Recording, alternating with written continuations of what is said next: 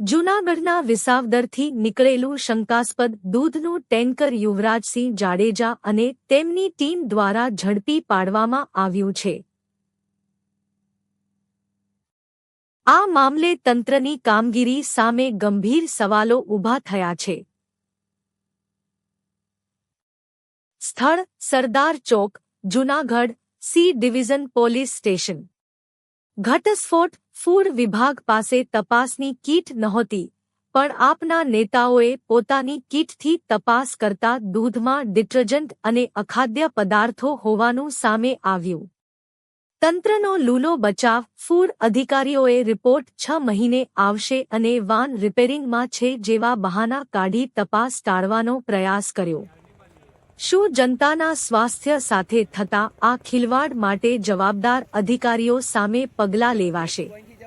Food વિભાગના મૌન પાછળનું રહસ્ય શું?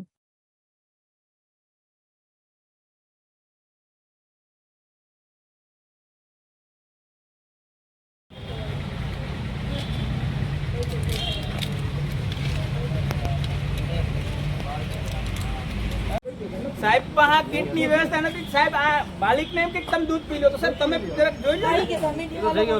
કીટ લાવો ને પાછળ આપણી પાસે અને 6 સ્ટ્રીપ આપણે આ કીટ સાથે એનું દાન કરી દઈએ કે સાહેબ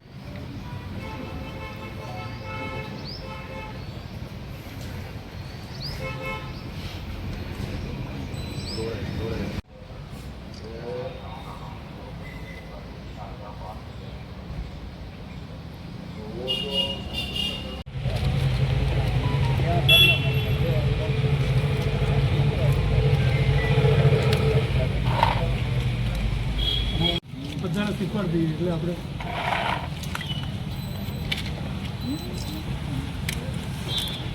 બરાબર આ લઈ લે ખાલી આમ સ્ટ્રીપ છે ને આ સાઈડ રાખે ખબર પડે કઈ સ્ટ્રીપ કેમાં આમ જ રાખે.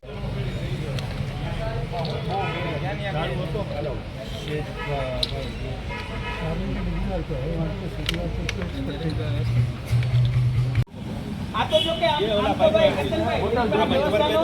કયો ભરવાનો કોની પાસે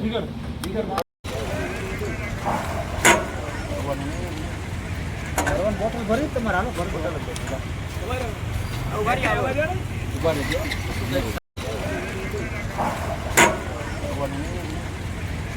બોટલ ભરી તમારે હાલો ભર બોટલ ઉભારી આવવા દે ને. ઉભા રહેજો.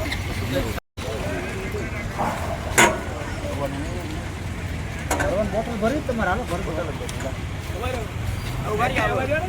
ઉભા રહેજો.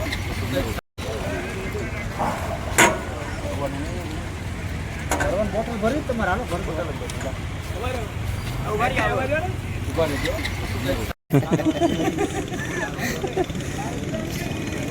હે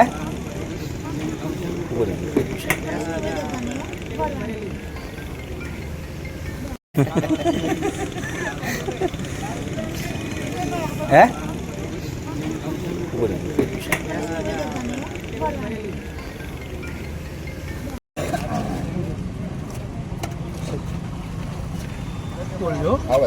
ભરવાની આખી બરોબર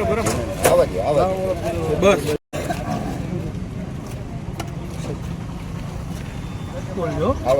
ભરવાની આખી બરોબર બસ છે ને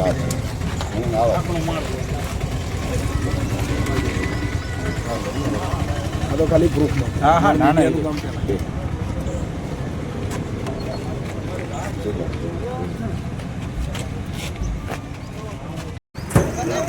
હજી ભરવાના 4 બોટલ ભરવાના.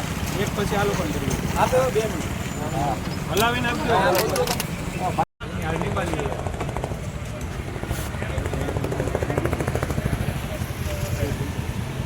આપણે દેખતું તો અહીંથી જવું જોઈએ ને.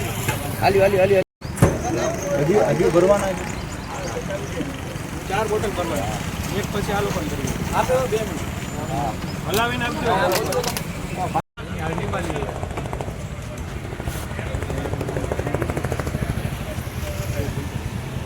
આપણે દેખતું તો અહીંથી જવું જોઈએ ને.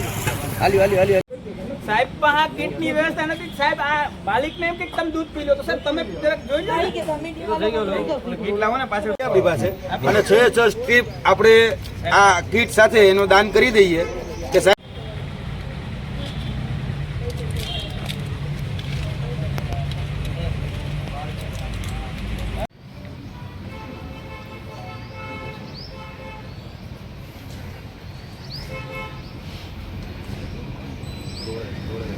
બધાને શીખવાડી દઈએ એટલે આપણે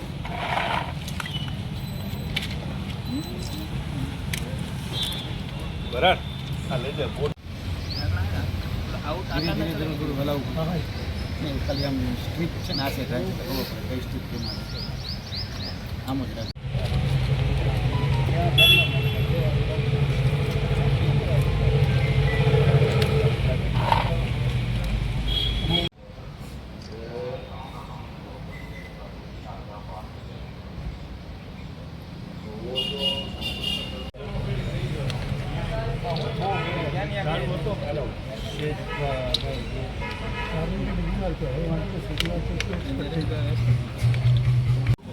આ તો જો કે આમ તો ભાઈ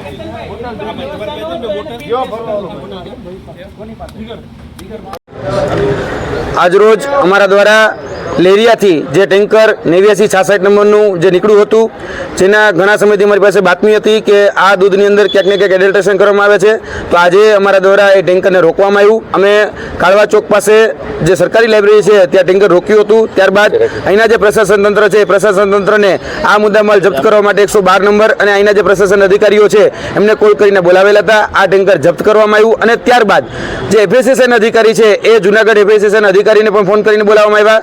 આજરોજ અહીંયા એફએસએસએનના ત્રિવેદી સાહેબ કરીને અધિકારી ઉપલબ્ધ હતા, જે ફૂડ ઇન્સ્પેક્ટર છે. એ ફૂડ ઇન્સ્પેક્ટર દ્વારા એવું કહેવામાં આવ્યું કે આ જે દૂધ છે એ દૂધની જે ટેસ્ટિંગ છે એ 6 મહિના પછી થશે.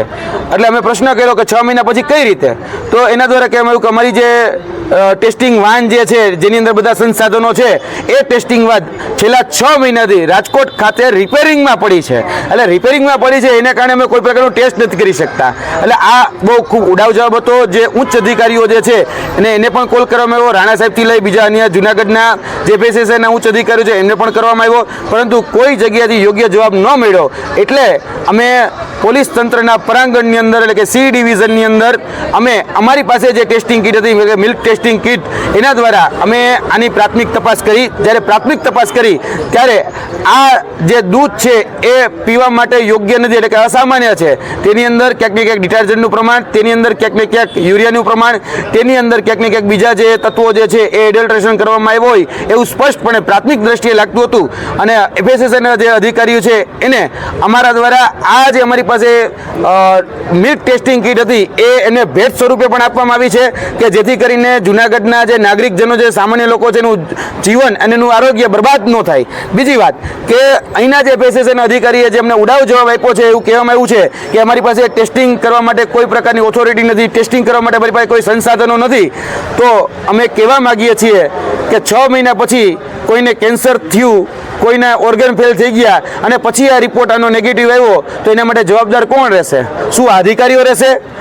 જે એફએસએસએનના ઉચ્ચ અધિકારીઓ કહી રહ્યા છે કે અમારી પાસે સંસાધનો નથી, અમે આના માટે જવાબદાર નથી, તો કોણ જવાબદાર છે? એફએસએસએનનો લો એવું કે છે કે મોડામાં મોડું 14 દિવસની અંદર આના તમામ પ્રકારના રિપોર્ટ પણ થઈ જવા જોઈએ અને પ્રાથમિક ધોરણે 2 દિવસની અંદર આ રિપોર્ટ થયા બાદ એ દૂધ ડિસ્ટ્રોય કરવું કે દૂધને એની યોગ્ય જગ્યાએ એનો નિકાલ કરવો એ પણ થઈ જવું જોઈએ. પણ એફએસએસઆઈના જે લો છે એટલે કે ફૂડ એન્ડ ડ્રગ્સ ડિપાર્ટમેન્ટના જે લો છે એને એફએસએસઆઈના જ અધિકારીઓ જે છે એ ધોઈને પી ગયા છે.